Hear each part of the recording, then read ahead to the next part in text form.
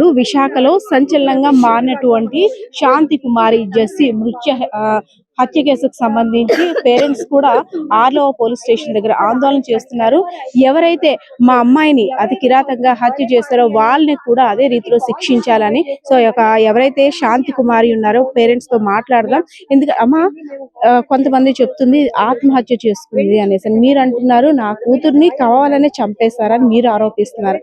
అసలు ఏంటి, అసలు ఆ రోజు మీ అమ్మాయి వెళ్ళేటప్పుడు మీతో ఏం చెప్పింది?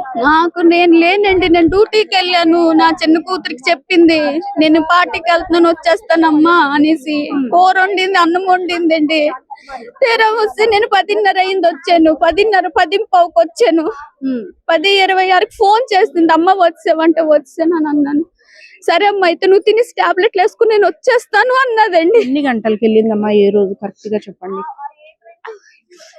14వ తారీఖు రాత్రికి వెళ్ళిందమ్మా. 15వ తారీఖు తెల్లారికి నాకు కూతుర్ని శవంగా పడుకోబెట్టారు హాస్పిటల్లో. అమ్మా ఈ ఎవరైతే ఫ్రెండ్స్ ఉన్నారో సాయి కుమార్, సాయి కిరణ్ మణి వీళ్ళంతా ముందు మీకు తెలుసా? నాకు తెలియదండి వాళ్ళు ఎవరు ఉన్నా పెద్దగానా. ఎందుకంటే నాకు ఫోన్ లో మాట్లాడుతుంటారు కదా ఫ్రెండ్స్ కాబట్టి, అమ్మ నా ఫ్రెండ్స్ ఫోన్ చేశారు అంటది అంతే. నేను అంత క్లియర్ గా అడగను, ఎందుకంటే పెద్ద పిల్లలు కదా వాళ్ళకి తెలుస్తది కదా అని ఉద్దేశించి నేనేమి అడగనండి. ఏది మంచో ఏది చెడ్డో తెలుస్తది కదా అనేసి. రమా గారు మీరు ఏం చేస్తారమ్మా?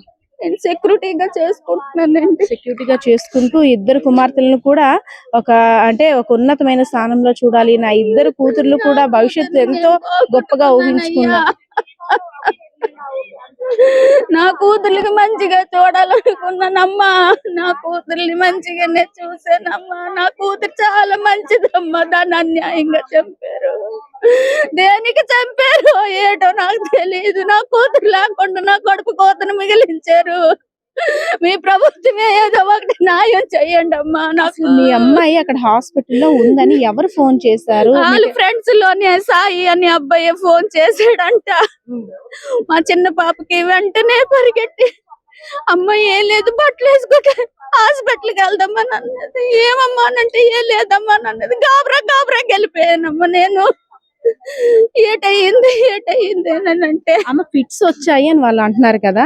గతంలో మీ అమ్మాయికి ఎప్పుడైనా అటువంటి అనారోగ్య పరిస్థితి ఎప్పుడైనా ఉండేదా? వాళ్ళ నాన్నగారు చనిపోయేటప్పుడు ఒక్కసారి 2 సంవత్సరాలు అయ్యిందండి వాళ్ళ నాన్నగారు చనిపోయి.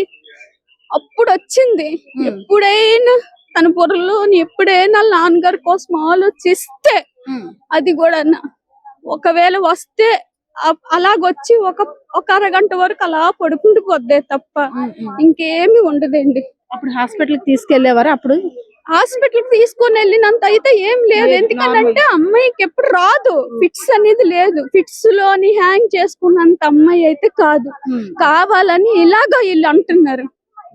కానీ ఇవన్నీ దెబ్బలు అండి. నా కూతురికి న్యాయం చేయండి. పేరెంట్స్ కూడా ఎంత ఆవేదన వ్యక్తం చేస్తున్నారంటే, భర్త 2 ఏళ్ల క్రితం చనిపోయాడు, నా ఇద్దరు కూతుర్లను కూడా ఎంతో దీనిగా ప్రేమతో పెంచుకున్నాను, నేనే తల్లి తండ్రి అన్ని కూడా, అటువంటిది బర్త్డే పార్టీకి వెళ్ళి వస్తాను అన్నటువంటి నా కూతురు విగత జీవిగా అక్కడ ఆసుపత్రిలో ఉంది. వాళ్ళు కావాలనే నా కూతుర్ని హత్య చేసి ఆత్మహత్యగా చిత్రీకరించే ప్రయత్నం చేస్తున్నారు.